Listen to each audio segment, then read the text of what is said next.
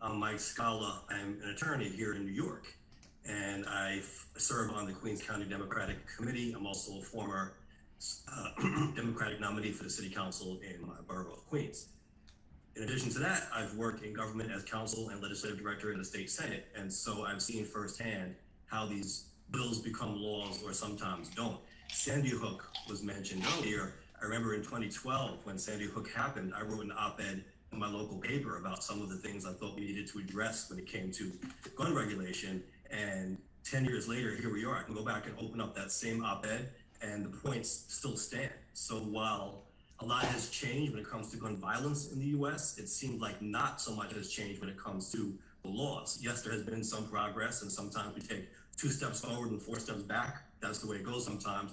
All the things we mentioned before are going to be so important when it comes to voting, when it comes to doing more than that, when it comes to being advocates in our communities, putting pressure on the elected officials to be responsive to our needs. You know, we always hear T's and P's after an incident, thoughts and prayers, right? And it's getting sickening because we feel like there's not action on this. And I think it's worth mentioning that it's not all about guns, right? Of course, mental health is important. The economy is important too, and a lot of the violence that we see is tied to economic trends. So we have to take a holistic approach and come at this from all angles. With that being said, we do have to be able to do something about the guns. And I think it's pretty disgusting that we live in a country where we can't seem to make real substantial progress on the issue. Now, as I said, I come from New York. If I can achieve one thing in my time in public service, is to eradicate this myth. And quite frankly, it's a talking point propagated by the NRA and now the GOP and others. I want to eradicate this myth that's out there, even in New York, that gun regulation and gun laws only affect the law-abiding. People say this all the time, and New York should really tell you that that's not the case, because in New York, we do have very strong gun laws, but we are also seeing gun violence because there are crimes taking place with guns that are illegally obtained from other places and brought into New York across state lines. Now, this is a real issue, and the way to get to it isn't just to put pressure on our politicians, because the politicians respond to the people. The people need to change the narrative around this. And one of the ways we can do this is by this idea that I've had, where I want to see more transparency around gun laws and about crimes. And we have data already that shows that in New York, for example, the guns are not native New Yorkers, as I said, they come from other states.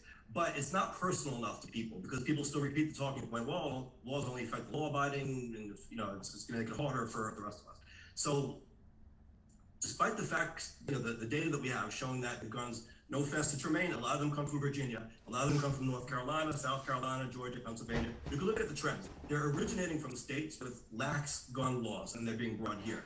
People know this, I guess, at a high level, but it's not personal enough. And so what I really want to do is have this transparency where I think people should have a right to go online and see where the gun used in a crime is coming from, because we're under attack. We're not only under attack by gun violence, we're under attack in the courts. We talked about, a lot of people talk about the Supreme Court decision that's threatening to overturn Roe v. Wade. As horrible as that is, there's another one now coming out, or potentially coming out, that stands to undo New York's open carry law. And New York, by the way, doesn't have a very strong open carry. It's very hard to get a permit to carry in open in New York, and rightfully so. The Supreme Court might strike that down, and we don't know what they're going to do, what reasoning they're going to take yet, how they're going to validate that. If they do, they might say just the way that the law was written was too strict, or maybe it gives too much authority to the local officials. However they write it down, the state is going to have to come back and pass another law to overcome that. But we need to be vigilant at the state level and continue to fight these measures. And so my proposal that I'm pushing is just one of them, but I think this should be low-hanging fruit,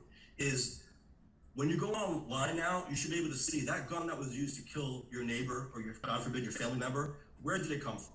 Because people talk about, again, guns don't kill people, it's the people, or the gun laws don't matter. Okay, if you can see that gun was brought in from a state with a lax law, I think that will do a lot to eradicate this idea that the gun laws don't matter.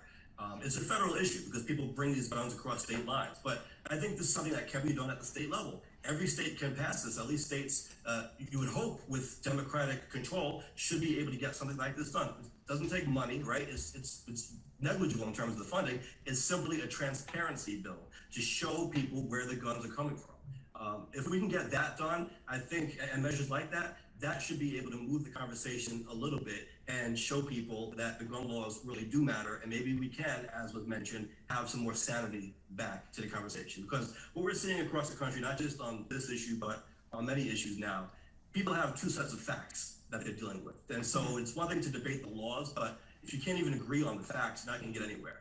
So hopefully, with more transparency around the board, we can have more accountability, and then we can have more of a sensible discussion about some of these laws.